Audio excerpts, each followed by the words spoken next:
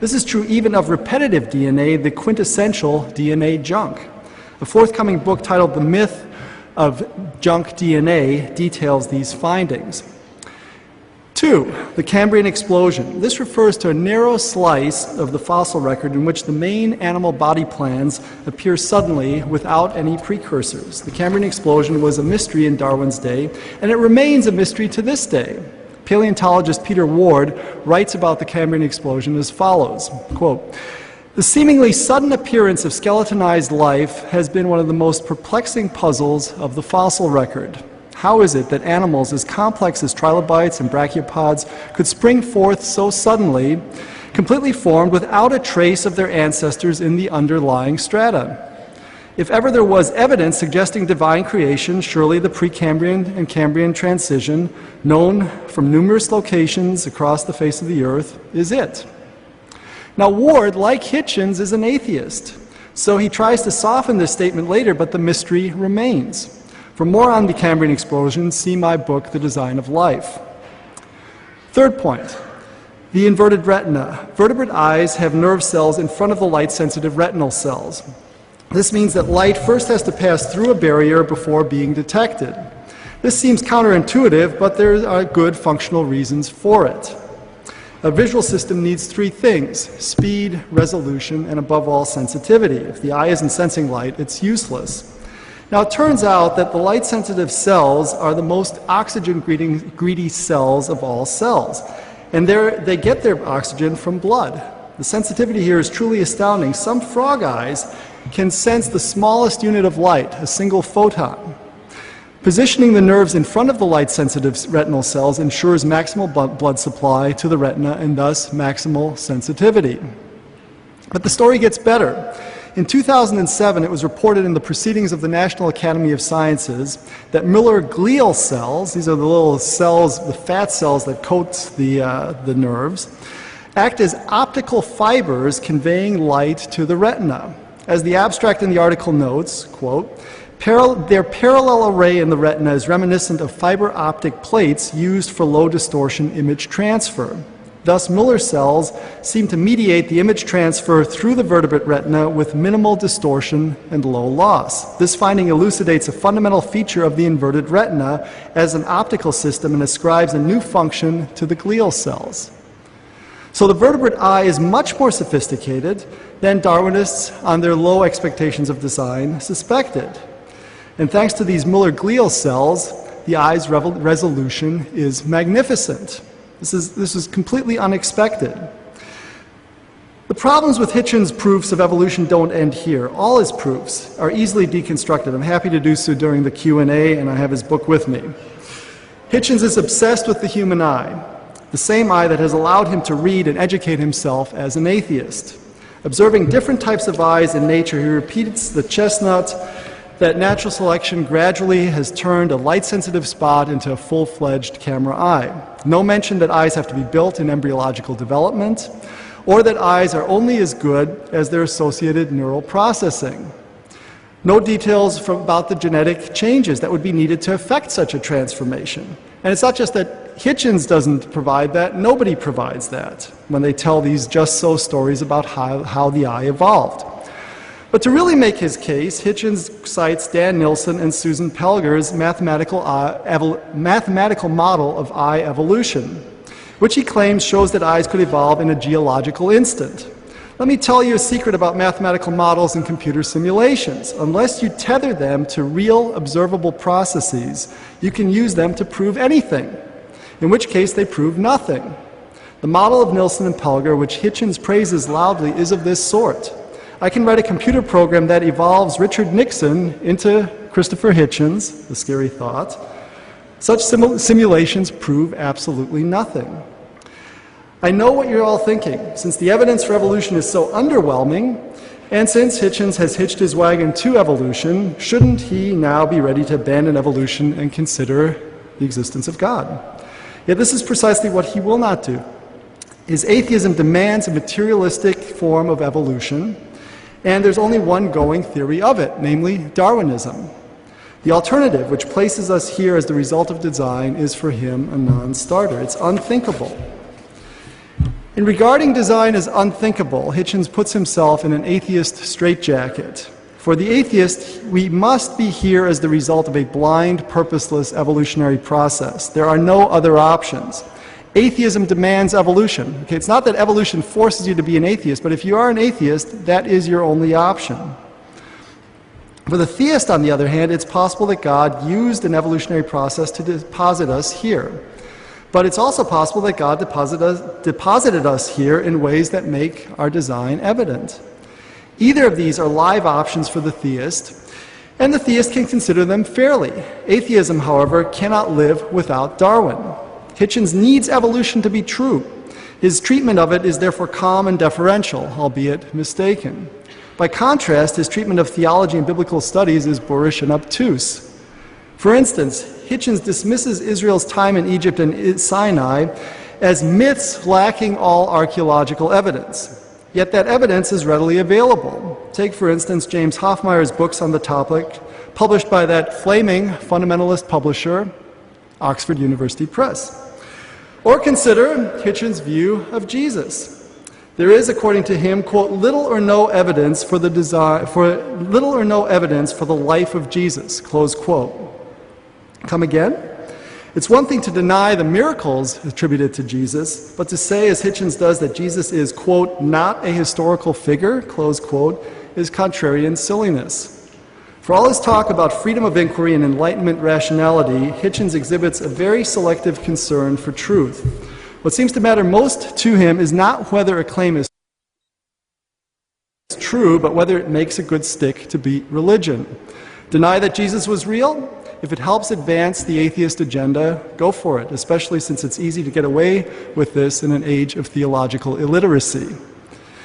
Whenever Hitchens invokes science against religion, one gets the impression that a juggernaut is rushing forward, crushing everything in its path. Science advances, religion retreats. This is wishful thinking. Fact is, as any historian of science understands, science is not a cumulative enterprise.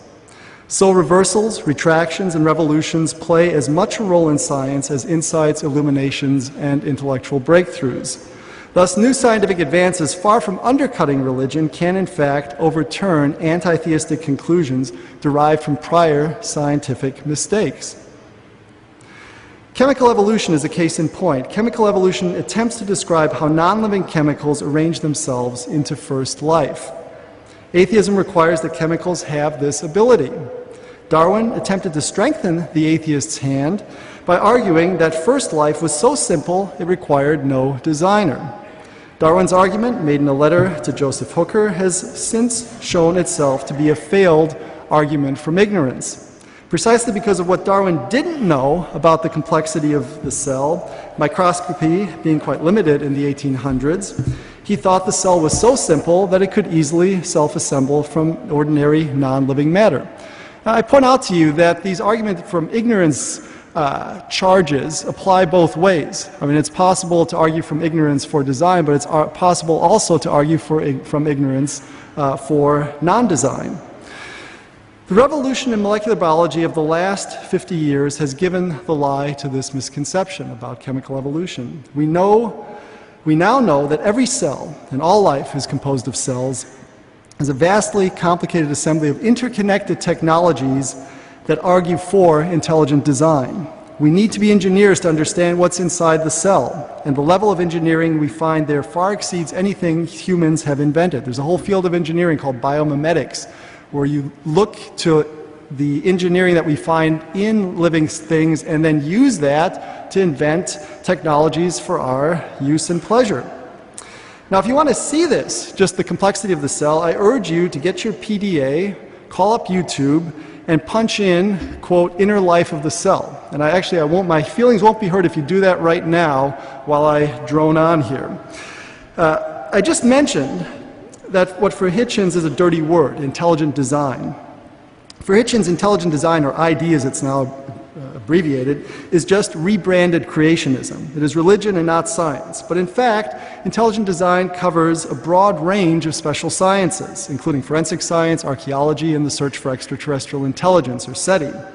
Intelligent design, by definition, is the study of patterns in nature that are best explained as the product of intelligence. Let me give that to you again. The study of patterns in nature that are best explained as the product of intelligence. It is a basic feature of human rationality to identify the products of intelligence and distinguish them from the products of natural forces. Okay, even our language draws that distinction. Was it the result of intention, purpose, design, intelligence? Was it the result of chance, accident, randomness, noise, necessity, chance, necessity? We draw, this is a fundamental way we have of making sense of the world. So, and many special sciences capitalize on this distinction. They would not be possible without it. In 1998, I published a statistical monograph with Cambridge University Press. It was titled The Design Inference, and Dan Panetti kindly mentioned that book. In it, I laid out a probabilistic method for drawing this distinction between design and accident. Essentially, this method triangulates on design by identifying independently given patterns, known as specifications, that are complex in the sense of being hard to reproduce by chance. And we see this in many, many different contexts. You may have seen the movie Contact, for instance, which came out the summer of 1997, but it was based on a novel by Carl Sagan, in which you have these SETI researchers, these extraterrestrial intelligence researchers. They're looking for signs of intelligence from outer space. And what convinces them that they've come across an intelligence from outer space? It's not that little green men come to Earth and then we can do experiments on them. It's just that we get these radio signals. What would tell us that a radio signal is the result of intelligence as opposed to the result of random radio noise? That's a scientific question, and it's one that intelligent design poses. In fact, it's at the center of intelligent design. So to dismiss it as rebranded creationism, I think really misses the point. Anyway, if you saw that movie, there's a moment at which contact is made, where the alien intelligences have made themselves evident, and it's when the radio astronomers find a long sequence of prime numbers. These prime numbers are mathematically salient, they're specified, and they're also complex. It's a long sequence of prime numbers. It's not just, prime numbers are numbers divisible by themselves in ones, so it's not just 2, 3, end of story. You know, I mean, if you're monitoring millions of radio channels, you'll find a very brief sequence of prime numbers. But a long sequence, well, that's not going to happen by chance. And this is I mean, we know this. Highly improbable events happen all the time, but if that event also matches a given pattern, a specification, then we know, we're dealing with design. All the mystery novels, all the cases of forensic science depend on this sort of drawing this inference. Did this person die by foul play? That would be design. Or did they die by natural causes? That would be non-design. Okay, so this method then identifies what I call specified complexity. In the design inference, I showed how this method applies outside biology. By the way, when I did this outside biology, I was in good shape. People were writing all sorts of nice things about my work. Once I applied it in biology, though, my career went down the toilet and I can no longer get a job in the mainstream academic world. And you can actually look at this. I mean, they're wonderful endorsements on the back of of my book, which have been pulled in the paperback edition. And in fact, one of the best endorsements by philosopher of biology, Bill Wimsatt at University of Chicago, who was at my dissertation defense when I did that book, or did the dissertation because it was based on a philosophy dissertation. He is, in a subsequent blurb on the back of a book, he says, "This book completely deconstructs Dembski, who's trying to take science back to the Middle Ages." Okay, that's 10 years later. So actually, I think my work has gotten better over the years, but this is how it goes. I mean, ideology infects this debate, and it's a religion, if you will. The same motions are at play which Christopher Hitchens inveighs against in the religious world, I find in the academic world. Maybe we can talk about that at some point. Anyway. I better get back to my prepared remarks here. In the design inference, I showed how this method applies outside biology. Subsequent work, I showed how it applies in biology. We found that Darwinian evolution came up short and that ample evidence of design is found there. For a nice summary of this work, I would refer you to Stephen Meyer's book, Signature in the Cell, or my book, The Design of Life, which I think may be out there for sale. Just as getting from Darwinian evolution to atheism is not a big stretch, so getting from design and biology to theism is not a big stretch.